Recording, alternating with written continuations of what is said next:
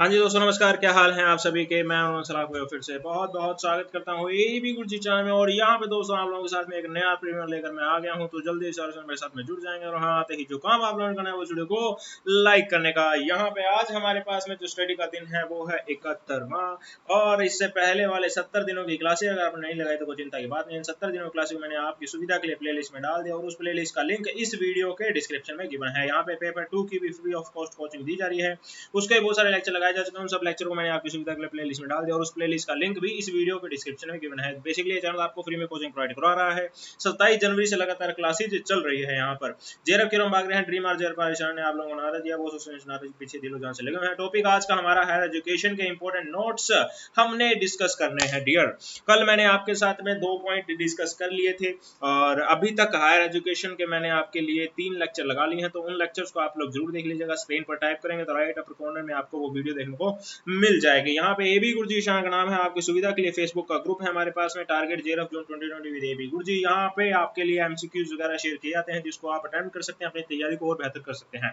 यहाँ पे एक नई चीज और आप लोगों को बता दूं कि अब यहाँ पर जो क्वेश्चन आपको नहीं आता है वो आप यहाँ पे पोस्ट कर सकते हैं। ये चैनल आपके उस पोस्ट को अप्रूव कर देगा, और उसके बाद में जो भी स्टूडेंट वहां पर होंगे अवेलेबल, और उसका आंसर वहां पर आपको वो स्टूडेंट दे देंगे, जिसमें आप डिस्कस कर सकते हैं अपने सारे डाउट्स को। तो ये एक काफी अच्छी बात आप लोगों के लिए कही जा रही है। फेसबुक पे अब ये सुविधा आपके लिए प्रोवाइड करवाई गई है। टेलीग्राम का ग्रुप है एबी गुरुजी नाम का, यहाँ पे आपके लिए क्विज शेयर की जाती है, तो आप फ्री ऑफ कॉस्ट क्विज का फायदा लेना चाहते हैं तो इसे भी आप ज्वाइन कर सकते हैं। सारी चीज आपके लिए फ्री ऑफ कॉस्ट रखी गई है। एक अलग से ग्रुप है जी डिस्कशन का और नोट्स का, यहाँ पे चैनल आपको नोट्स प्रोवाइड करता है, डिस्कशन वगैरह की जाती है। तो उस ग्रुप का अगर आप हिस्सा बनना चाहते हैं, बेसिकली इसका नाम एबी गुरुजी चैट ग्रुप है, तो ऊपर दिए गए व्हाट्सएप नंबर पर आप व्हाट्सएप कर सकते हैं, ठीक है ना।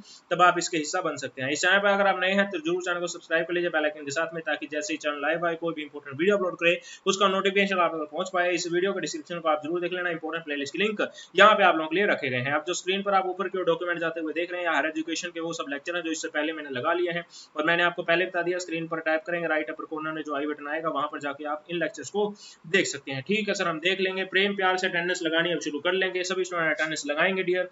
और आज हम यूनिवर्सिटी से शुरू करेंगे, एनआईआरएफ तक चले जाएंगे। जी हाँ, काफी कुछ आज हमने कवर करना है, और मोस्ट इंपोर्टेंट ये क्लास आपके लिए होने वाली है। कॉपी पेन अपने पास में जरूर रखेंगे। अटेंडेंस आप लोगों ने लगानी शुरू कर दी होगी, और अब हम प्रेम प्यार से राधे राधे बोलकर बल्ले बल्ले बोलकर आगे बढ़ जाते हैं। सबसे इंपॉर्टेंट चीज आपके लिए जानने जरूरी कि यूनिवर्सिटीज क्या होती है। कल मैंने आपको यूजीसी के बारे में बताया था, भाई यूजीसी का जन्म कैसे हुआ था, किस आधार पर हुआ था, यूजीसी किससे मिलती जुलती है, क्या चीज इसके अंदर खास याद करने वाली है, कौन एस राधाकृष्णन जी थे, क्या कमीशन था, क्या चीज खास थी उसके अंदर, उस सब चीज के बारे में डिस्कस कर लिया। अब यूजीसी बन गई तो यूजीसी जिस पर काम करेगी उसके बारे में भी तो डिस्कस करना पड़ेगा। जी हाँ सर, बिल्कुल करना पड़ेगा। तो यूनिवर्सिटीज के बारे में ही तो काम करती है। कल मैंने आपको बताया था कि 2 जने थे और आपस में यूनिवर्सिटी बात कर रहे थे, तो जैसे ही उनमें से किसी ने यूनिवर्सिटी का नाम लिया तो यूजीसी जो है वो यहाँ पर प्रकट हो गई थी। तो ऐसे ही यूनिवर्सिटीज की बात हमें आज करनी पड़ेगी डियर, क्योंकि कल हमने यूजीसी को प्रकट कर दिया था। ठीक है सर, यूनिवर्सिटीज की बात कर लेते हैं। सेंट्रल यूनिवर्सिटी जिसे हम यूनियन यूनिवर्सिटी कहते हैं, एक प्रकार हो गया जी। दूसरा प्रकार स्टेट यूनिवर्सिटी का, तीसरा डीम्ड यूनिवर्सिटी का, और चौथा है प्राइवेट यूनिवर्सिटी का। इन चारों प्रकार की यूनिवर्सिटीज के बारे में आपको पता होना चाहिए डियर। अब आप चाहते हैं कि इन चारों के बारे में डिटेल्ड एक्सप्लेनेशन लेकर आऊं, तो वो मैं बाद में जाकर लेकर आऊंगा, लेकिन अभी के लिए आप अपनी तरफ से इसको पढ़ना शुरू कर दें कि सेंट्रल यूनिवर्सिटी होती क्या है। ऊपरी तौर पर आपको बताया था, जिसका लेखा जोखा या जिसकी पावर्स जो है वो सेंटर के पास में होती है, वो सेंट्रल यूनिवर्सिटी होती है, यानी केंद्र सरकार के पास में होती है। स्टेट यूनिवर्सिटीज वो होती है जो पर्टिकुलर स्टेट जिसे हैंडल करती है, रेगुलेशंस बनाती है, वो स्टेट यूनिवर्सिटी हो गई है। डीम्ड यूनिवर्सिटी यहाँ पर एक नया कॉन्सेप्ट है आप लोगों के लिए। ये पूरे तरीके से यूनिवर्सिटी नहीं कहा जाती, बल्कि यूनिवर्सिटी जैसी पावर्स जिसके पास में होती है तो वो डीम्ड टू बी यूनिवर्सिटी होती है। जैसे इग्नू का आप एग्जाम्पल लेते हैं, सॉरी इग्नू का नहीं, न्यूपा का जब आप एग्जांपल लेंगे तो। और यहाँ पर हमारे पास में वो जो इग्नू है वो तो ओपन यूनिवर्सिटी है, वो ओपन यूनिवर्सिटी अलग तरीके का कॉन्सेप्ट है। यहाँ पे हमारे पास में है प्राइवेट यूनिवर्सिटीज की। जब हम बात करते हैं तो ऐसी यूनिवर्सिटी जो प्राइवेट हाथों में है, जो खुद के हिसाब से वो चलाते हैं, जैसे कुछ एनजीओ वगैरह हो गए या कोई अलग लोग, कोई ऐसा समूह जो यूनिवर्सिटीज को चला रहा है। तो ये ऊपरी तौर पर मैंने आपको बता दिया, इसकी डिटेल्ड नॉलेज आप अपनी तरफ से ले सकते हैं, ठीक है ना। इससे कुछ ज्यादा वैसे वाला क्वेश्चन नहीं पूछा था, बस आपकी नॉलेज का पॉइंट ऑफ व्यू मैंने आपको बता दिया है। अब देखो जी, ये यूजीसी की साइट से मैं आपके लिए लेकर आया हूँ, मैंने खुद ने नहीं बनाया ये, ठीक है ना? ठीक है सर, आपने खुद ने नहीं बनाया। यूजीसी की साइट पर जब आप जाते हो ugcac.in पर, वहां पर आपको ये देखने को मिल जाता है जी कितनी यूनिवर्सिटी यहाँ पर बता रखी है। सेंट्रल वाली 50 सेंट्रल यूनिवर्सिटी है, स्टेट यूनिवर्सिटी 409 बता रखी है, डीम टू बी यूनिवर्सिटी 127 बता रखी है, और स्टेट प्राइवेट यूनिवर्सिटी जहां पर बता रखे हैं 349 की, ठीक है ना? तो ये सारी आपको पता होना चाहिए। अब ये जो है वो हर साल चेंज होती रहती है, समय समय पर चेंज भी होती रहती है।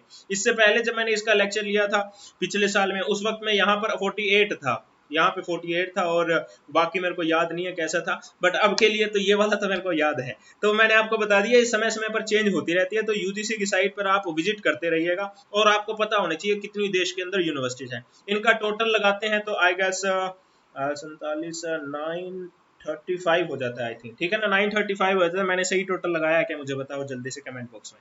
हाँ जी, अब यहाँ पर चलते हैं थोड़ी सी आगे की और थोड़ी सी एक्सप्लेनेशन इसकी देख लेते हैं। How many types of degree granting institution are there in India. अब इंडिया के अंदर कितने कौन से ऐसे इंस्टीट्यूट हैं जो डिग्री ग्रांट कर सकते हैं। इसी क्वेश्चन को दूसरे तरीके से पूछा है तो ये क्वेश्चन बन जाता है which type of institution can award degrees. तो इसी में आप और लगाकर यहाँ पे लिख सकते हैं। ये जो डॉक्यूमेंट आप स्क्रीन पर देख रहे हैं, इसे मैं आपके लिए अपलोड कर दूंगा AB गुरुजी चैट ग्रुप, जो हमारा टेलीग्राम का ग्रुप है। सारे नोट्स वहां पर ही प्रोवाइड करवाए जाते हैं, जो भी लेक्चर अभी तक लगाए जा चुके हैं उन सब नोट्स को वहां पे प्रोवाइड करवाया जा चुका है, और जो पेंडिंग है वो करवाए जाएंगे जी वहां पर। तो वहां पर आप डाउनलोड कर सकते हैं उसको फ्री ऑफ कॉस्ट। तो खैर, अब हम आगे की ओर बढ़ते हैं। The following various types of degrees granting institution in India. Central university ग्रांट कर सकती है। These universities are established by the act of parliament and are funded by central government. ये मैंने आपको पहले ही बता दिया था। इंस्टीट्यूशन ऑफ नेशनल इंपोर्टेंस, अब यहाँ पे ये यूनिवर्सिटीज नहीं होती है, लेकिन नेशनल इंपोर्टेंस की चीजें हैं जो कि यूनिवर्सिटी की तरह काम नहीं करती है। बेसिकली यूनिवर्सिटी जैसी पावर इनके पास में है, और ये डिग्रीज जो है वो ग्रांट कर सकती है। यूनिवर्सिटी नहीं है बट फिर भी डिग्रीज जो है वो ग्रांट कर सकती है। These institutions are established declared by Act of Parliament, IITs, NITs, IIM। अब इसकी आगे जाके मैं आपको लिस्ट देने वाला हूँ, चिंता मत करो। स्टेट यूनिवर्सिटी जो स्टेट हैंडल करती है वही है, प्राइवेट यूनिवर्सिटी जो प्राइवेट हाथों में है, और इंस्टीट्यूशन डीम्ड यूनिवर्सिटी, मैंने आपको बता दिया डीम्ड यूनिवर्सिटी यहाँ पर आ गई है। These institutions are declared by the notification of Government of India on advice of UGC, Section 3 of UGC Act 1956। अब यहाँ पे क्या होता है कि UGC जो है वो सेंट्रल गवर्नमेंट को गाइड करती है कि ये एक पर्टिकुलर यूनिवर्सिटी है, इसे डीम्ड यूनिवर्सिटी कह दिया जाए। तो फिर सेंटर जो होती है पावर हमारे पास में, सेंट्रल गवर्नमेंट क्या करती है, एक नोटिफिकेशन जारी करती है जिसके तहत वो ये जानकारी प्रोवाइड करवा देती है कि ये एक पर्टिकुलर यूनिवर्सिटी है जिसे अब डीम्ड टू बी यूनिवर्सिटी कहा जा सकता है। अब ऐसे में होता क्या है, कोई स्टूडेंट जो डिस्टेंस एजुकेशन करना चाहता है, डिस्टेंस एजुकेशन में बिलीव करता है, तो वो यहाँ पे डीम्ड यूनिवर्सिटी के अंदर जा सकता है, और इसके अंतर्गत जो भी डिग्री यहाँ पर दी जाएगी स्टूडेंट को वो पूरे तरीके से मान्य होती है। अब हम यहाँ पे चैनल पे काम करते हैं तो बहुत से स्टूडेंट ऐसे कहते हैं कि सर हमने डीम्ड यूनिवर्सिटी से किया था, तो क्या हम नेट के एग्जाम के लिए एलिजिबल है क्या हम PhD का एग्जाम दे सकते हैं क्या? तो बिल्कुल बिल्कुल आप दे सकते हो, कोई यहाँ पे चिंता की बात नहीं है। डीम्ड यूनिवर्सिटी सिर्फ नाम का ही है, आपके लिए मतलब ये पूरा यूनिवर्सिटी का ही रखती है। तो ये चीज आपके लिए जाननी बहुत जरूरी थी। काफी स्टूडेंट के इसको लेकर डाउट आते रहते हैं। आगे की ओर बढ़ते हैं तो हमारे पास में ये है, अरे मेरे को ये तो बोर तो नहीं हो रहे ना, आज क्या करें यार, थ्योरी वाला टॉपिक है और मैं करवाना नहीं चाहता था थ्योरी, लेकिन अब कोरोना के चक्कर में जब एग्जाम आगे से आगे होता जा रहा है इसलिए मेरे को करवाना पड़ रहा है। हाँ, बोर हो रहे हो तो आई एम सॉरी डियर, मैं क्या करूं। अब ये टॉपिक ही ऐसा है, वो थ्योरी वाला है, बोलने वाला है, समझाने वाला भी क्या। इसके अंदर मैं मोटू सेठ को लेकर आऊंगा क्या, किसी की तस्वीर बनाऊंगा मैं इसमें। सीधी सीधी बात है, बोलते जाना है और आगे बढ़ते जाना है ताकि आपके दिमाग में एक पिक्चर बनती जाए। अच्छा ये यूनिवर्सिटी होती थी, इस तरीके से मैं आपके लिए बिखरे हुए मैटर को इकट्ठा करके लाया हूँ, अरेंज करके लाया हूँ आपके लिए, ताकि आपकी थोड़ी सी हेल्प हो सके, आपको पता लग जाए अच्छा इस तरीके से पढ़ना होता है और ये चीज करनी होती है। तो आपकी सुविधा के लिए ये लेक्चर लेकर आया हूँ। बोर हो रहे हैं तो आई एम सॉरी डियर, मैं और क्या करूँ, नाच के तो दिखाने से आप यहाँ पर चलो जी। In addition to the above university, state, center, deemed and private other institution are granted a permission to autonomously award degree। ये मैंने आपको अभी अभी बताया था NITs IITs के बारे में। and while not called university by name act as such। अब ये उसकी तरह काम करती है लेकिन यूनिवर्सिटी बोला नहीं जाता। They usually fall under the administrative control of Department of Higher Education। अब ये हायर एजुकेशन डिपार्टमेंट के अंतर्गत आता है। ये डिपार्टमेंट किसके अंतर्गत आता है, MHRD के अंतर्गत आता है, ठीक है ना। तो ये लिंकिंग हो रही है ना कि MHRD सबसे ऊपर की हमारे पास में मिनिस्ट्री है, मिनिस्ट्री के अंदर एक डिपार्टमेंट है हायर एजुकेशन का, हायर एजुकेशन के डिपार्टमेंट के अंदर ये आती है जी ये सारी जो मैं आपको आगे जाकर बताने वाला हूँ। तो इस तरीके से लिंकिंग आपके दिमाग में चलती रहनी चाहिए, काफी जरूरी होती है, याद रखने में सहायता होती है इससे। In official document they are called autonomous bodies. अभी से इन्हें ऑटोनमस बॉडी बोली जाती है, स्वायत्त संस्थाएं बोली जाती है। यूनिवर्सिटी लेवल इंस्टीट्यूशन और even simply called other central university. अब ये तीनों चारों नाम आप अपने पास में लिख कर रख लेंगे डियर। हाँ, कल को एग्जाम में क्वेश्चन कुछ आ जाए तो आप इसका आंसर दे पाए, हो सकता है भाई एनटीए वाले पूछ ले। सच इंस्टीट्यूशन इंक्लूड, अब कौन कौन से इंक्लूड करते हैं देख लो जी आप। Indian institute of technology, IIT सारी की सारी डिग्रीज दे सकती है लेकिन यूनिवर्सिटी नहीं है ये फिर भी। Indian institute of information technology, school of planning and architecture, national institutes of technology. उसके बाद में नीचे की ओर बढ़ते हैं तो इंडियन इंस्टीट्यूट ऑफ मैनेजमेंट है हमारे पास में, national institute of science education and research है, Indian institutes of science education and research है यहाँ पर, all India institute of medical sciences है, नेशनल लॉ यूनिवर्सिटीज है और इंस्टीट्यूट ऑफ नेशनल इंपोर्टेंस यहाँ पर हमारे पास में है। अब ये जो भी इंस्टीट्यूशन में आपके लिए लिख कर लाए हो ना, ये काफी इंपॉर्टेंट हो जाते हैं डियर आपके लिए। अब इन सब के बारे में एक्सप्लेनेशन करता तो ये मेरे ख्याल से सही नहीं रहता डियर। हम यहाँ पे जेआरएफ की तैयारी कर रहे हैं और ऐसे में हर छोटी छोटी चीज को लेकर मैं ही आपको मैटर प्रोवाइड कराऊं, मैं ही आपको बोल बोल के बताऊं, तो ये जेआरएफ के लेवल की तैयारी नहीं की जाएगी। मैं ये चाहता हूं कि मेरे चैनल के साथ में कोई स्टूडेंट जुड़ा है ना तो वो खुद से चलना सीखे डियर। उंगली पकड़कर अगर आप चलते रहोगे ना तो मैं तो बिल्कुल भी नहीं चाहूंगा डियर। हालांकि ये बात आपको अच्छी नहीं लगेगी क्योंकि आपको मेहनत करने की बात मैं कर रहा हूं यहाँ पर। अब आईआईटीज में यहाँ पर लिख कर लाया तो आप खुद से ही आईआईटीज के बारे में जानने का प्रयास करो। ये नहीं होना चाहिए आप गूगल के सर्च बार में आईआईटी लिख रहे हो और उसके बारे में मैटर ढूंढने का प्रयास करो। नहीं जी नहीं, गूगल के अंदर आप उसके बारे में लिखो, जो मैटर आपको मिले, जो बुक आपको मिले, जो वेबसाइट आपको मिले उसे खोलो, उसके अंदर से पढ़ो। एक पे समझ नहीं आता दूसरे लिंक पर जाओ, दूसरे पे नहीं आता तीसरे पर जाओ। इस तरीके से आपका जो दिमाग है वो खुलता है डियर। ये चीज आपके लिए इंपॉर्टेंट है। चाहता तो मैं भी आईआईटीज के लिए मैटर ले आता, आईआईटीज यहाँ पे नीचे एसपीए, एनआईटी, आईएमए, इनके बारे में मैटर लेकर आ सकता था, लेकिन ये जो पॉइंट है इसके बारे में चाहता हूँ कि इतना तो कम से कम आप अपनी तरफ से पढ़ें डियर।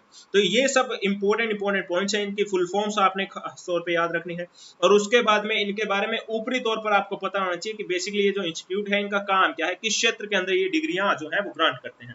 ठीक है सर, हम बिल्कुल इस बात को रखेंगे और अच्छे से प्रयास करेंगे, इन्हें पढ़ेंगे जी। ठीक है जी, ठीक है। अब बात करते हैं accreditation for higher learning over university under the aegis of university grant commission is overseen by following autonomous statutory institution. अब कल का जो लेक्चर था मैंने आपको बताया था यूजीसी के अंडर में 15 ऑटोनमस स्टैट्यूटरी इंस्टीट्यूशन यहाँ पर काम करते हैं और उस वक्त मैंने आपको बताया था, ये मैं आपको आगे चलकर बताऊंगा, तो वो 15 मैं अब आपके लिए लेकर आया हूँ। देखिए यूजीसी जो है वो बड़ी क्षेत्र में काम करती है और हायर एजुकेशन जो है वो अपने आप में बहुत व्यापक है। ऐसे में सिर्फ एक यूजीसी इतने बड़े हायर एजुकेशन पे कैसे ध्यान रख पाएगी, ऐसा पॉसिबल नहीं है। ऐसे में टेक्निकल लाइन के लिए अलग होना चाहिए, लॉ के लिए अलग होना चाहिए, मेडिकल लाइन के लिए अलग होना चाहिए, इन सब के लिए अलग अलग यहाँ पे इंस्टीट्यूशन बना दिए गए हैं। जैसे आप बात करते हैं टेक्निकल लाइन की तो उस पर नजर रखने के लिए यहाँ पर AICTE बना दिया गया है, all India council for technical education. यहाँ पर डिस्टेंस एजुकेशन काउंसिल अलग से बना दी गई ताकि ये यूजीसी के यहाँ पर काम करते हैं। यूजीसी ने इसे एस्टैब्लिश किया है तो ये उन पर निगरानी रखेगी और इनकी रिपोर्ट जो है वो यूजीसी को देती रहेगी। इससे यूजीसी का काम जो है वो थोड़ा सा हल्का हो जाएगा। इतने बड़े क्षेत्र में यूजीसी अकेले कैसे काम करेगी, तो उसी मद्देनजर यहाँ पर ये सब चीज बनाई गई है। Indian council of agriculture research है यहाँ पे, बार काउंसिल ऑफ इंडिया है यहाँ पर, board of theological education of the senate of Serampore college यहाँ पर है, national council for teacher education यहाँ पर है, उसके बाद में है रिहैबिलिटेशन काउंसिल ऑफ इंडिया है, मेडिकल काउंसिल ऑफ इंडिया है, फार्मेसी काउंसिल ऑफ इंडिया है, इंडियन नर्सिंग काउंसिल है यहाँ पर, डेंटल काउंसिल ऑफ इंडिया है, सेंट्रल काउंसिल ऑफ होम्योपैथी है यहाँ पर, central council of Indian medicine है यहाँ पर, national council for rural institutes है यहाँ पर, state council of higher education है यहाँ पर। तो ये 15 हैं, गिन लो, चाहे गिनना चाहो तो गिन लो, हाँ अगर विश्वास नहीं है तो गिन लो कैसे कैसे स्टूडेंट। तो ये हमारे पास में 15 हो गए हैं जी। इन 15 को आप अपने पास में कॉपी में लिखें। सबसे पहला काम आपने जो करना है वो है इनकी फुल फॉर्म्स को याद रखना डियर। आप शॉर्ट फॉर्म में उलझ के रह जाओगे, शॉर्ट फॉर्म लिख लोगे अपने पास में, बाद में फुल फॉर्म याद आनी नहीं है और एग्जाम में इसके क्वेश्चन बहुत बार पूछे गए। आप सब जानते हो AICTE की फुल फॉर्म बहुत बार एग्जाम में पूछी गई है, ICAR की बहुत बार पूछी गई है, NCTE की बहुत बार पूछी गई है और नीचे की ओर जाते हैं MCI तो नहीं पूछा गया, एनसीआरआई काफी बार पूछी गई है। तो ये चीजें आपको काफी बार नंबर दे जाती है डियर। तो इनकी फुल फॉर्म्स आपने खास तौर पे याद रखनी है और इनके बारे में थोड़ा थोड़ा मैटर आप अपनी तरफ से जरूर लिख कर रखेंगे डियर। ये चीज आपके लिए काफी इंपॉर्टेंट है। ठीक है सर, हम बिल्कुल रखेंगे। 15 इंस्टीट्यूशन यूजीसी ने एस्टैब्लिश किया है खुद की भलाई के लिए, खुद की मदद के लिए। अब मैं आपके लिए ब्रीफिंग लेकर आया हूँ जो भी चीज मैंने आपको अभी तक बताई है। यहाँ पर देखो, regulatory framework of higher education of India. अब यहाँ पे देखो, पॉलिसी मेकिंग का काम कौन करता है? एमएचआरडी करता है, और एमएचआरडी के अंतर्गत ही डिपार्टमेंट ऑफ हायर एजुकेशन है। ये यहाँ पर पॉलिसी मेकिंग का काम करते हैं हायर एजुकेशन में। ठीक है ना जी हाँ। अब ये क्या कहते हैं, इसको मैप बना रहा हूँ मैं आपके दिमाग के लिए। ठीक है ना, आपके दिमाग में चीजें सेट हो जाए, इसके लिए ये मैप लेकर आया हूँ। काफी मेहनत लगती है डियर इन सब चीजों में, और मैं चाहता हूँ कि अब आप स्टूडेंट ना समझे अपने आप को, आप अपने आप को अब लेक्चरर समझना शुरू कर दें। किसी टॉपिक के बारे में आप ये समझें कि मुझे इस टॉपिक के बारे में लेक्चर लेना है, और आप उस तरीके से पढ़ना शुरू करें। अब एक स्टूडेंट के तरीके से पढ़ना बंद कर दें, अब आप एक लेक्चरर बन चुके हैं, ऐसा आपने अपना दिमाग में सोचना। उस तरीके से जब आप पढ़ना शुरू करेंगे तो आप अपने आप को एक नया पाएंगे, एक नया एक्सपीरियंस आप अपने अंदर देखेंगे। मैं मेरी बात करता हूं, जब मैं पढ़ता था उस वक्त में मैं यही सोचता था कि इस टॉपिक के बारे में मुझे कल लेक्चर लेना है, और बहुत से स्टूडेंट मेरे उस लेक्चर को देखने वाले हैं। तो आप मानोगे नहीं कि टॉपिक के बारे में पढ़ते हुए अगर मैं किसी चीज में अटकता था, तो अब मेरा दिमाग ये नहीं कहता था कि उसे छोड़ दो, चलो जी छोड़ दो। उस वक्त में मेरा दिमाग कहता था कि कल को किसी स्टूडेंट ने उसके बारे में पूछ लिया तो मैं, मेरा दिमाग जो है उसी चीज पे रहता था कि यार ये चीज तो अटक गई थी, अब इसे सोल्व करनी पड़ेगी। तो कुछ भी हो जाए मैं उस चीज के बारे में नॉलेज निकालता था और किसी भी तरीके से उसे समझने का प्रयास करता था, और अल्टीमेटली मैं उस चीज को समझ जाता था। इन चीजों से मुझे काफी नई चीजें सीखने को मिलती थी, और काफी एक्सपीरियंस जो है वो मेरा बढ़ जाता था। और यही चीज मैं आपको बताना चाहता हूँ डियर, ऐसी चीजें कोई भी नहीं बताएगा आपको। ये एक नए एक्सपीरियंस की बात होती है, जब आप एक दूसरे मोड से किसी चीज को देखना शुरू करते हैं, एक नया एक्सपीरियंस आपको मिलेगा डियर। तो अब स्टूडेंट बनकर किसी चीज को देखना बंद करो, लेक्चरर बन के चीजों को देखना शुरू करो, चीजों को पढ़ना शुरू करो। ये आपके लिए काफी इंपॉर्टेंट है। 27 जनवरी से क्लासेस चल रही थी, और अब मुझे लगता है कि मेरे चैनल के साथ में जो भी स्टूडेंट जुड़े हुए हैं वो इतने तो मैच्योर हो चुके हैं कि अब इन बातों को समझ सकते हैं। हालांकि ये बात मैं शुरुआत में भी कह सकता था, लेकिन अब मुझे लगता है कि इनफ मैच्योरिटी आ चुकी है आप सब में, जो आप इन सब बातों को समझ सकते हैं। ठीक है सर, बिल्कुल जी बिल्कुल।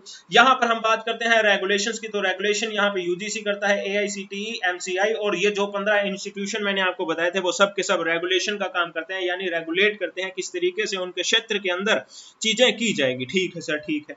एआईसीटी तो और एमसीआई तो एग्जांपल के तौर पे किए हैं, जो 15 बच गए थे ना वो सब के सब इसके अंदर आएंगे। ठीक है sir.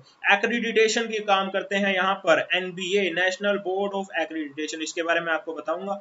National assessment and accreditation council, NAC, NWAC, NAAC यहाँ पर है। अब देखिए जी, नैक और एनआईआरएफ में आपको थोड़ा बहुत कंफ्यूजन हो सकता है। एनआईआरएफ जो है वो रैंकिंग का काम करता है, और नैक जो है वो ग्रेडिंग का काम करता है। ग्रेडिंग आप जानते हैं, A plus, A plus plus, B plus, B plus plus, जो ग्रेडिंग का काम करता है वो नैक कर रहा है। और रैंकिंग की जब आप बात करते हो, टॉप का जो है, टॉप का रैंक, जैसे पिछले दिनों मैंने आपको वीडियो प्रोवाइड कराई थी, वो एनआईआरएफ करता है।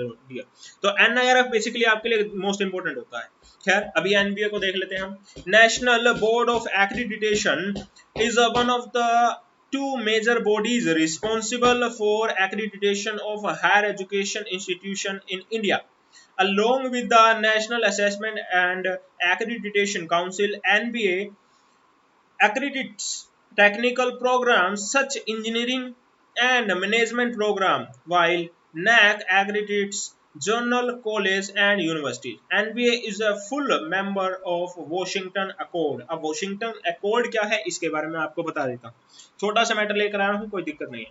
The Washington Accord is an international accreditation agreement for undergraduate professional engineering academic degrees between the bodies responsible for accreditation in its signatory countries and regions. अब यहाँ पर ये इंटरनेशनल है, ये इंटरनेशनल एक्रीडिटेशन एग्रीमेंट है। बस इतना ही आपके इसके बारे में पता होना चाहिए बस, और इसमें याद करने वाला, समझने वाला कुछ भी नहीं है। अब अदर इंस्टीट्यूशन की बात करते हैं डियर। ये जो इंस्टीट्यूशन मैंने आपको पहले बता दिए थे वो तो अलग थे ही, वो तो आपने कॉपी में लिख ही लिए, उनके बारे में तो आपने मैटर करना है। उसके अलावा भी कुछ एक इंस्टीट्यूशन है जिससे क्वेश्चन पूछे गए हैं, तो ये काफी इंपॉर्टेंट है आपके लिए।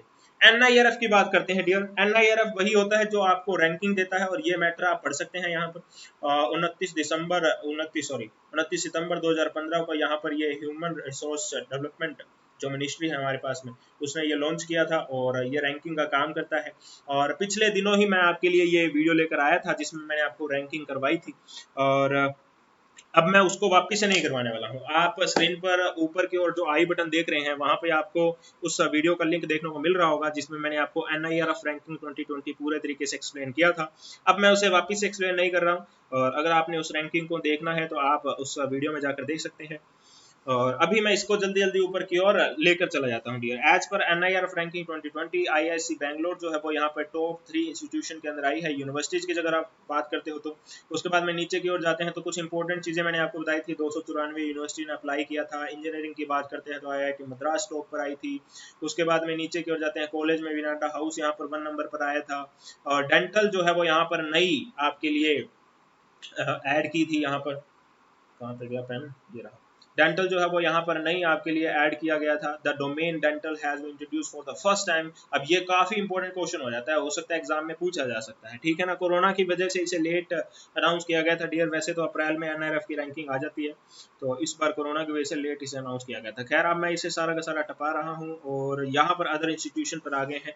पहला NIRF हमने कर लिया है, दूसरा यहाँ पर आ गया है NCERT। इसकी फुल फॉर्म आपको पता होनी चाहिए, the national council of educational research and training. उसके बाद में है न्यूपा यहाँ पर, national university of educational planning and administration.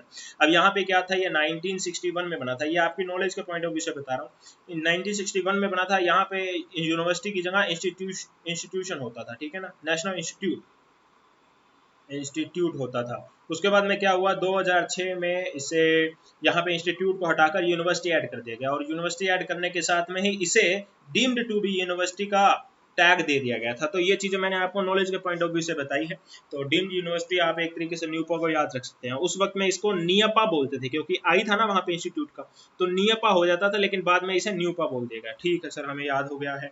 उसके बाद में है Indian council of social science research ICSSR। उसके बाद में है एसोसिएशन ऑफ इंडियन यूनिवर्सिटी। ये काफी इंपॉर्टेंट है डियर, AIU। इसकी फुल फॉर्म भी पूछी गई है। और इसमें होता क्या है कि जो भी पूरे देश की यूनिवर्सिटीज हैं सभी की सभी एसोसिएट हो जाती हैं, एसोसिएशन बना लेती हैं आपस में, और किस तरीके से रेगुलेशन करना है, क्या यूनिवर्सिटीज की पॉलिसी होनी चाहिए, कौन सी क्लास के अंदर क्या सिलेबस रखा जा सकता है, वो सब यहाँ पर ये डिसाइड करते हैं। तो एसोसिएशन का बेसिकली यहाँ पर यही मतलब है, और ये भी आपके लिए काफी इंपॉर्टेंट है। तो इन सब चीज के बारे में आप अगर पढ़ना चाहते हैं तो जरूर पढ़ लीजिएगा। और खास बात मैं आपको बता दूं कि अगर आप चाहते हैं तो कि इसके लिए भी हमें वीडियो प्रोवाइड करवाई जाए तो कोई बात नहीं, आप कमेंट बॉक्स में लिख सकते हैं, उसके बारे में आपको वीडियो प्रोवाइड करवा देंगे। बट पहले आप मेरा मान जरूर रखिएगा और खुद से इसके बारे में पढ़ने का कोशिश जरूर कीजिएगा। यहाँ पे इसी के साथ में मैं आपको बता दूं कि हमारे चैनल ने आप लोगों के लिए पेटीएम नंबर लॉन्च कर दिया है। तो अगर आपको लगता है कि चैनल ने आपके लिए कुछ किया है, आपको कुछ सिखाया है, आपकी मदद की है, तो आप इन नंबर पे पेटीएम कर सकते हैं, कंट्रीब्यूट कर सकते हैं चैनल के सपोर्ट में, फ्री एजुकेशन को बेसिकली अगर आप बढ़ावा देना चाहते हैं तो।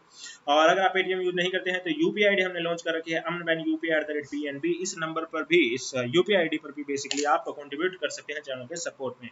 अब तक बहुत से स्टूडेंट ने कंट्रीब्यूट किया, उन सब के लिए हम तहे दिल से धन्यवाद देते हैं। हमारी टीम आपको बहुत धन्यवाद देती है डियर। टीम का मतलब ये नहीं है कि वो पेड टीम है, टीम का मतलब वो वॉलंटियर्स ही हैं जो अपनी तरफ से चैनल के लिए आते हैं और कुछ काम करना चाहते हैं फ्री एजुकेशन के लिए। तो आज इन दिनों में भी हमारी टीम जो है वो आगे की ओर बढ़ रही है, फ्री एजुकेशन को हम और आगे की ओर बढ़ा रहे हैं, और उन सब वॉलंटियर्स का भी मैं इस चैनल के माध्यम से शुक्रिया अदा करना चाहता हूँ। टेलीग्राम ग्रुप, फेसबुक ग्रुप को आप लोग जरूर ज्वाइन कर लीजिएगा। इस वीडियो का डिस्क्रिप्शन को जरूर देख लीजिएगा, स्क्रीन पर टाइप करके आई बटन को भी जरूर देख लीजिएगा, सारी इंपॉर्टेंट प्लेलिस्ट के लिंक वहां पर भी आपको देखने को मिल जाएंगे। तो इस वीडियो को देखने सभी का बहुत बहुत धन्यवाद। उम्मीद है आप लोगों को वीडियो बहुत पसंद आई होगी।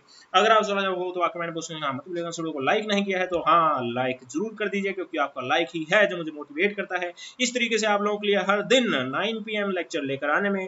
और आप वीडियो को जरूर शेयर कीजिएगा सभी फेसबुक और व्हाट्सएप के एजुकेशन ग्रुप में, जितने भी आप लोगों के पास अवेलेबल हैं उनमें, ताकि ज्यादा से ज्यादा स्टूडेंट हमारे साथ इस चैनल जुड़ पाए और ऐसे ही लाइव लेक्चर का फ्री ऑफ कॉस्ट वो फायदा ले पाए। इस वीडियो को देखने से बहुत बहुत धन्यवाद। जय हिंद, जय भारत।